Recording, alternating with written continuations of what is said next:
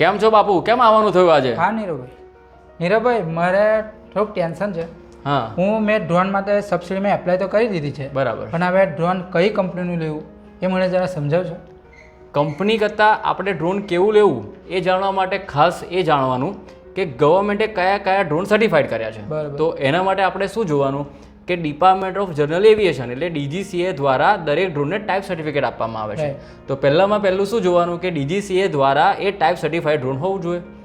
બીજું આપણે સબસિડીની વાત કરી તો એના માટે જોવાનું કે આ ખેડૂત જે ગવર્મેન્ટનું પોર્ટલ છે જ્યાંથી આપણે સબસિડી કરી છે તો એની અંદર એ કંપની અને એ મોડલ રજિસ્ટર્ડ છે તો જ આપણને સબસિડી મળી શકે. આ થઈ આપણે કાયદાકીય વાત. હવે આવીએ કેવું ડ્રોન આપણે જે પૂછ્યું એ પ્રમાણે તો એમાં એ જોવાનું કે ડ્રોન ઇન્ડિયન મેન્યુફેક્ચરિંગ વાળું હોવું જોઈએ. ઘણી બધી કંપનીઓ શું કરતી હોય છે બીજાથી માલ લાવીને એસેમ્બલિંગ કરીને સ્ટીકર મારીને વેચતી હોય તેવી કંપનીઓથી બચવું જોઈએ. પછી બીજું શું જોવાનું કે એની આફ્ટર સેલ સર્વિસ એટલે તમે લઈ તો લીધું 7 લાખ 8 લાખની ડ્રોનની ખરીદી આપણે કરી છે તો એની સર્વિસ ક્યાંથી મળશે, એના સ્પેર પાર્ટ ક્યાંથી મળશે, એ બધી વસ્તુ જોવાની.